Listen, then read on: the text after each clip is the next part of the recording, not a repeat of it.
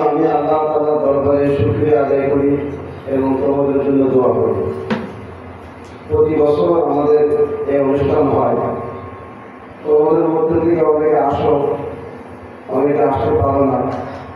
গত বছর অনেকেই ছিল, এই বছরে অনেকে আসতে পারে না। আবার এই বছরে অনেকে নতুন আসছে। এইভাবে হয়তো আমাদের কার্যক্রম চলবে। তবে আমি আশা ব্যক্ত করব যে বছরের একটা দিন একটা সময় নিয়ে আমার অবশ্যই যখন আমি তোমাদেরকে আহ্বান করবো, ডাকবো, আমি আশা করি তোমরা আমার ডাকে সাড়া দিয়ে এখানে আসবে। সবসময় তোমাদের বিরক্ত করা হবে না, যেহেতু সবাই এখন সময়ের দিকে আমরা খেয়াল করি, সবাই ব্যস্ত। তো আমাদের যে প্রোগ্রাম হয় এটা আমরা 4 থেকে 5 মাস আগে জানিয়ে ডেট ফিক্স করা হয়। এই জন্য আমরা এই দিনটা খালি রাখবো।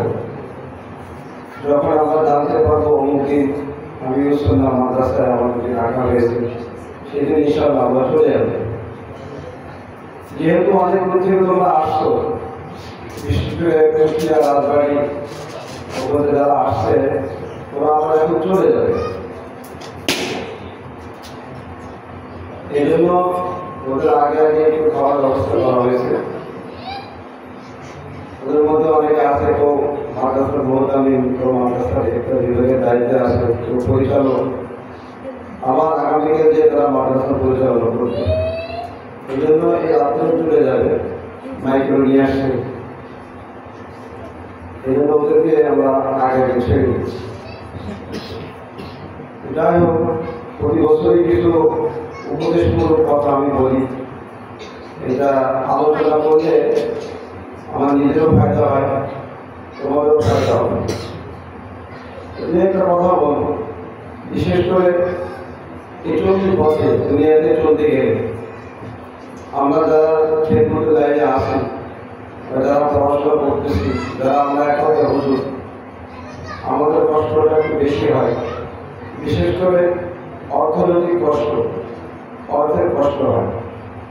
অনেক ছাত্র অর্থের কারণে বাড়ি থেকে অর্থ যোগান না দিতে পারে পড়াশোনা বন্ধ করে দিয়েছে বা বন্ধ হয়ে গেছে। এটা আসলে খুবই দুঃখজনক। একটা ছেলে পড়াশোনা করতে চায়, অর্থ না থাকার কারণে পড়তে পারবে না, এটা খুব খারাপ লাগে। এবং মেয়ামতের ময়দানে এই ছাত্র যদি আল্লাহ তাআলার কাছে মামলা দায়ের করে, আল্লাহ অনেকের সামর্থ্য ছিল, কিন্তু আমার সামর্থ্য ছিল না, আমি পড়াশোনা করতে পারি না এই অর্থের অভাবে, তারা আমাকে সহযোগিতা করতে পারতো, কিন্তু করে নাই। আমি মামলা করলাম, আমি এর বিচার চাই। তো অবশ্যই যারা অর্থনৈতিক দিক দিয়ে চাঙ্গা, তারা ধরা খেয়ে যাবে। তো তোমাদের প্রতি আমার আরজ থাকবে, যদি এমন কোনো ছাত্র থাকে যে অর্থের কারণে পড়াশোনা করতে পারতেছে না, বিশেষ করে যখন জামাতখানা যায়, জামাতখানা যাওয়ার পরে 1 ক্লাস পর পরে অনেক অর্থনৈতিক চাপের মধ্যে পড়ে যায়। এই সমস্ত ছেলেরা যাতে ধরে না যায়, এখানে অনেক ধরনের সহজ আছে, লজিং আছে, বিভিন্নভাবে সহযোগিতা পাওয়া যায়। কিন্তু আমার ধারায় বিভিন্নভাবে সহযোগিতা পাওয়া যায় না, কষ্ট হয়। এমন যদি তোমাদের নজরে পড়ে, অবশ্যই আমাকে জানাবে, আমি তাকে সহযোগিতা করবো ইনশাআল্লাহ। কোনো ছেলে যেন ধরে না যায়।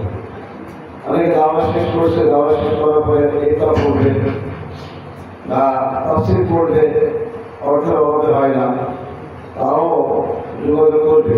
তোমরা যদি সন্ধান পাও আমাকে বলবে, ইনশাআল্লাহ আমরা সহযোগিতা করব। এই অর্থের কারণে বিশেষ করে যখন ছাত্র থাকে তখন কতটা বুঝতে পারে না, যখন কর্মজীবনে আসে, ইউনিভার্সিটি করে, তখন তাদের বুঝে আসে যে আসলে অর্থ কি জিনিস। বর্তমান সময়ে এই অল্প বেতনে অল্প পয়সায় করা কষ্টকর হয়ে যায়। ডাক্তার দেখাতে গেলে 700 টাকা ভিজিট, গেলে আগে ওই পরীক্ষা করে নিয়ে আসে।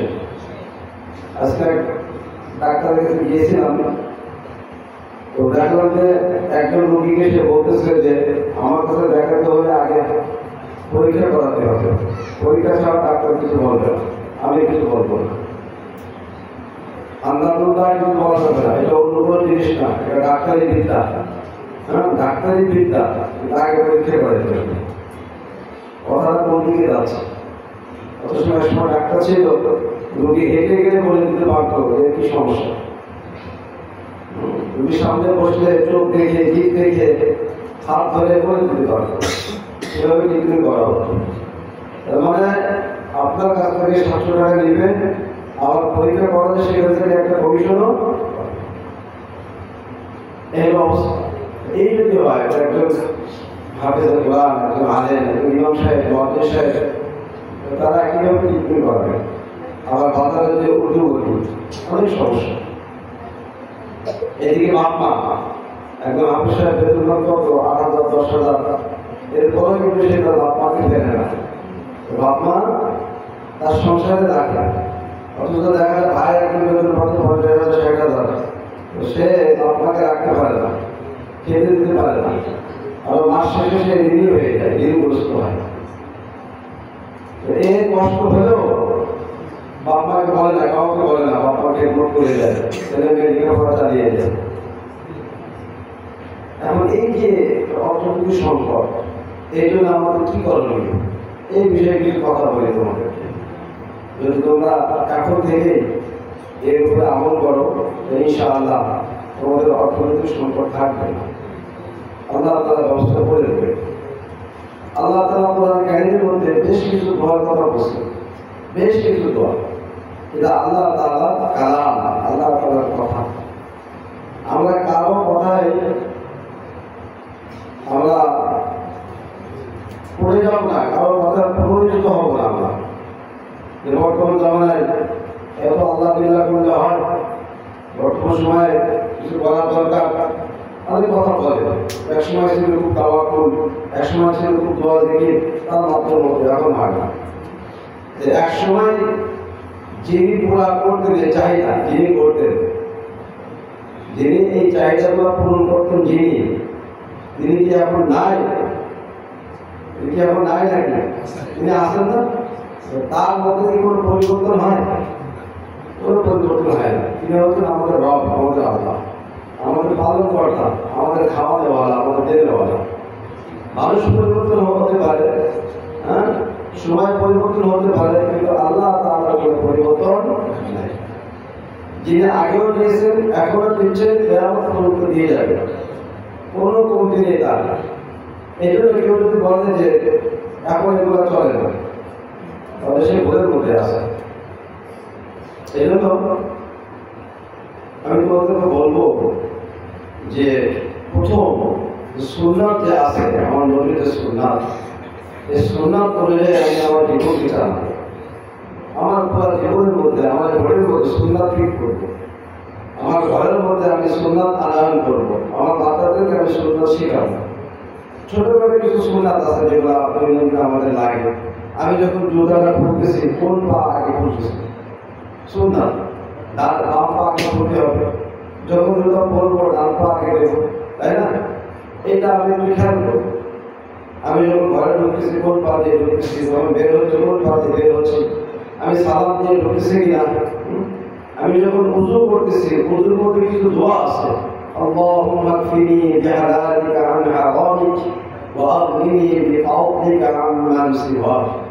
কত সুন্দর দোয়া, হে আল্লাহ, আল্লাহুম্মা কফিনি বিহালালিকা আন হারামিক, আপনি হারাম থেকে আমাকে বাঁচান, আর হালাল দ্বারা আমার প্রয়োজন পরিপূর্ণ করে দেবেন,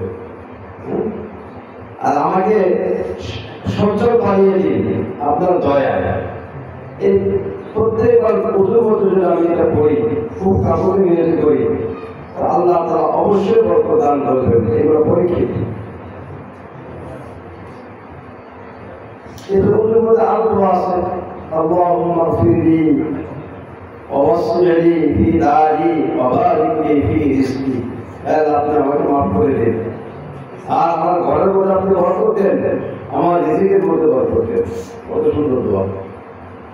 এইভাবে আমরা সুন্নাত বলে আমরা চেষ্টা করব, পদে পদে সুন্নাত। আমি ঘুমাবো, আমার ঘুমটা সুন্নাত পরীক্ষা হচ্ছে কিনা, আমি মসজিদে ঢুকতেছি সুন্নাত পরীক্ষা ঢুকতেছি কিনা, বের হচ্ছে সুন্নাত পরীক্ষা বের হচ্ছে কিনা, আমি টয়লেটে যাচ্ছি সুন্নাত পরীক্ষা যাচ্ছি কিনা, টয়লেটে যাওয়ার সময় আমি বাম পা আগে দিচ্ছি কিনা, বেরোর সময় ডান পা বের হচ্ছে কিনা, এগুলো আমরা একটু খেয়াল রাখবো। আমি রাস্তার ডান পাশ দিয়ে হাঁটতেছি কিনা, আমি যখন হাঁটবো রাস্তার ডান পাশ দিয়ে হাঁটবো, আর যখন কিছু চালাবো তখন বাম পাশ দিয়ে যাবো। ডান পাশ দিয়ে হাঁটলে একটা সুবিধা হলো, পিছন দিক দিয়ে কেউ তোমাকে আক্রমণ করতে পারবে না, পিছন দিক দিয়ে কোনো অ্যাক্সিডেন্ট হবে না ডান পাশ দিয়ে। আর সামনের দিকেও হবে না, সামনে তোমার নজর, সামনে হবে না পিছনে হবে না, সুন্দরের মধ্যে বলো। বাম দিক দিয়ে চললে বাম দিকে হাঁটতে হতো, যে সাইকেল নিয়ে আসছে, যে মোটর সাইকেল নিয়ে আসছে, যে গাড়ি নিয়ে আসছে, সেগুলো বাম দিক দিয়ে আসতেছে, পিছনে একটা ধাক্কা দিয়ে ফেলে সে চলে যেতে পারে। হ্যাঁ, আবার সামনের দিকে একটা নেওয়ার সম্ভাবনা আছে। এই জন্য আমরা যখন হাঁটবো আমি ডান দিক দিয়ে হাঁটলাম, শুনলাম। যখন আমি কিছু চালাবো তখন বাম দিকে, সরকারি আইন, তাহলে আমার দুর্ঘটনা ঘটবে। এই সুন্নাতগুলো আমরা মানার চেষ্টা করবো। আর সবচেয়ে বড় কথা হলো, আমার প্রয়োজন আমি আল্লাহ তাআলার মাধ্যমে আমি পুরা করব। কিভাবে পুরা করব? নামাজের মধ্যে দোয়ার মাধ্যমে। এই তোমরা তো এখানে আসো, কয়েকজন আমাকে হাত তুলে বলতে পারবে যে হুজুর আমি নামাজের সিজদার মধ্যে আমার রিজিকের জন্য দোয়া করি, আমার ছেলে মেয়ের জন্য দোয়া করি, আমার আব্বা আম্মার জন্য দোয়া করি, আমি আমার দুনিয়ার কল্যাণের জন্য দোয়া করি, আমি আমার সুস্থতার জন্য দোয়া করি। সিজদার মধ্যে, হ্যাঁ, রুকুর মধ্যে বই থাকে, দুই সিজদার মাঝখানে কয়টা আছে তোমরা বলো? অথচ নবীজি বলছেন দোয়া কবুল হওয়ার সবচেয়ে উত্তম জায়গা হলো নামাজ, আর নামাজের মধ্যে সবচেয়ে উত্তম জায়গা হলো সাজদা। সাজদার মধ্যে দোয়া কবুল হয়। দেখো, যখন মুশরিকরা, হিন্দুরা, তারা মূর্তির সামনে যখন হাঁটু হয়ে বসে, কি কাকুতি মিনতি করে চায়, দেখছো তোমরা? খুব কাকুতি মিনতি করে চায়। অথচ আল্লাহ করে কি বলতেছেন? হ্যাঁ, যারা যাচ্ছে এরাও নির্ভুল, এরাও দুর্বল, যাদের কাছে যাচ্ছে এরাও কি দুর্বল। নাকের উপরে একটা মাটি বসে দাঁড়াতে পারে না, পারে? মূর্তিরা পারে? পারে না। অথচ এদের কাছে কি কাকুতি মিনতি করে যাচ্ছে। খোদার কসম, যদি আল্লাহর কোনো বান্দা বান্দি এই নামাজে রুকুর মধ্যে সিজদার মধ্যে এইভাবে কাকুতি মিনতি করে আল্লাহ তাআলার কাছে, সে ধরে ধরে সচল হতে 1 মাস সময় লাগে। তোমরা লিখে দিতে পারবে, কিন্তু কই এত সময় কোথায় আমার আমাদের মধ্যে বলা হলো? যারা তোমরা বাবা হয়ে গেছো, সামনে বিবাহ সাথে করবা, তোমরা তোমার স্ত্রী নেকা হওয়ার জন্য, সন্তান নেকা হওয়ার জন্য, নিজে নেকা হওয়ার জন্য, হ্যাঁ, এই দোয়া রুকুর মধ্যে সিজদার মধ্যে করো। রব্বানা হাব লানা মিন আজওয়াজিনা ওয়া যুররিয়াতিনা কুররাতা আ'য়ুন ওয়াজআলনা লিল মুত্তাকিনা ইমামা। হে আল্লাহ, আমার স্ত্রী, আমার সন্তান, এদেরকে তুমি এমন নেতা বানিয়ে দাও যাতে আমার চক্ষু জোড়া যায়, আমার পরিবার ঠান্ডা হয়ে যায়। ওয়াজআলনা লিল মুত্তাকিনা ইমামা, এবং আমাকে মুত্তাকিনদের আদর্শ বানিয়ে দাও। এটা কে শিখিয়েছে? আল্লাহ তাআলা শিখিয়েছে। কোরআনের আয়াত, সিজদার মধ্যে পড়া, রুকুর মধ্যে পড়া। এরপরে সচল হওয়ার জন্য আল্লাহ তাআলা আমাদেরকে শিখিয়েছেন, রব্বানা আতিনা ফিদ দুনিয়া হাসানাহ ওয়া ফিল আখিরাতি হাসানাহ ওয়া কিনা আযাবান নার। এই দোয়াটা তুমি 1 মাস আমল করো, সিজদার মধ্যে রুকুর মধ্যে কাকুতি মিনতি করে। হাসানাহ, হাসানাহ তো ব্যাপক অর্থ। এখানে মনে মনে নিয়ত করো যে তোমার অর্থনৈতিক অবস্থা তুমি চাঙ্গা হয়ে যায়, আল্লাহ তোমার সচ্ছল বানিয়ে দেয়। যখন হাসানা বলো, রব্বানা আতিনা ফিদ দুনিয়া আখিরাতি হাসানা। তো দুনিয়াতে আমি হাসানা যাচ্ছে, কল্যাণ যাচ্ছে, আখিরাতেও যাচ্ছে। তবে এখানে এই আয়াতের মধ্যে কিন্তু আল্লাহ তাআলা আগে দুনিয়ার কথা বলছেন। দুনিয়ায় যদি তুমি সচ্ছল না হও, তোমার নামাজ পড়তে হবে না, তোমার দান ভালো হবে না, মন ভালো থাকবে না। এই জন্য দুনিয়াতেও সচ্ছল হওয়া দরকার। এই জন্য তুমি যে খেদমত নিয়ে আসো, যে চাকরি নিয়ে আসো, যে যেটা নিয়ে আসো, ওটাই করতে থাকো। আর নামাজের মধ্যে এইভাবে দোয়া করতে থাকো, খুব কাপড়ে বিরোধী করে, রুকুর মধ্যে, সিজদার মধ্যে, রুকু থেকে দাঁড়িয়ে, এরপরে দুই সিজদার মাঝখানে বই থাকে, দোয়ায় ভরপুর, অনেক দোয়া আছে, এগুলা করা যায়। আমরা কি বলি, এইভাবে তুমি করে দেখো, তোমার 2 টাকার নামাজ পড়তে 10 মিনিট 15 মিনিট লাগবে, মনের মধ্যে একটা শান্তি পাবে, আল্লাহ আপনার সচল বানিয়ে দেবে। কারো কাছে ধর্ম নেওয়া লাগবে না, কারো কাছে যাওয়া লাগবে না, কারো কাছে বলা লাগবে না, আল্লাহ দিয়ে দেবে।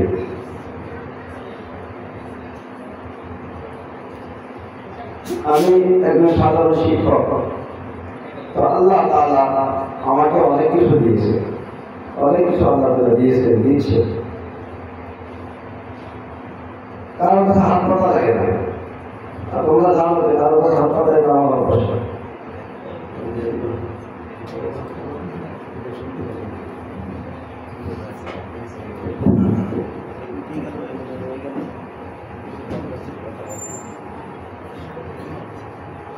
ঠিক আছে,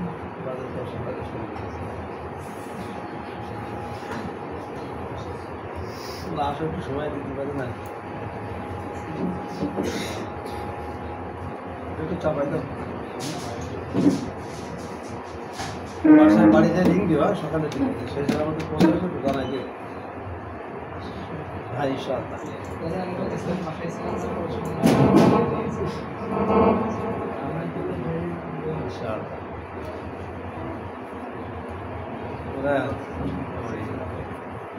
দাওয়াত দিয়ে দিই,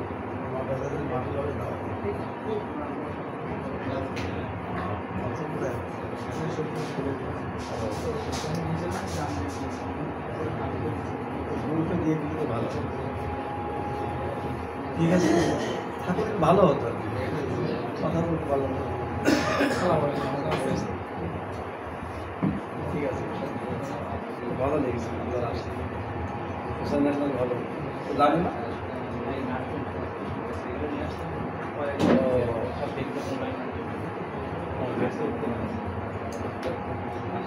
ঠিক আছে, এবার যায় না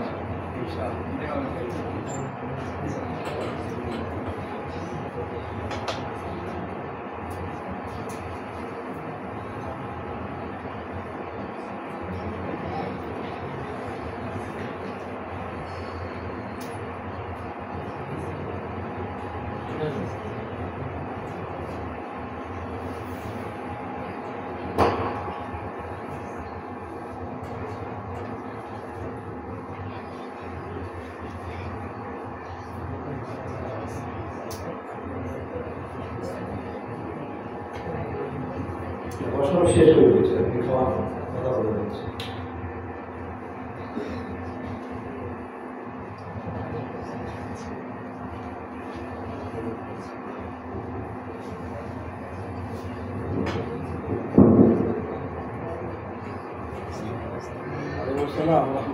ওদিকে শেষ হয়েছে ভাই, তাহলে এদিকে আয়োজন করতে হবে ইনশাআল্লাহ।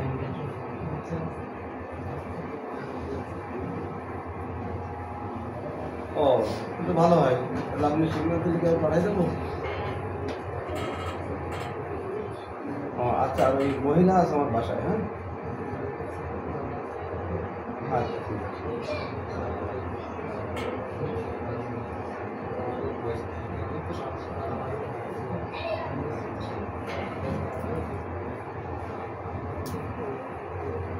আচ্ছা, একটু পরে ইনশাআল্লাহ আমরা ওখানে যাবো, এখানে দরকার নেই, ওখানে আমরা খেয়ে যাবো, কথা বলি।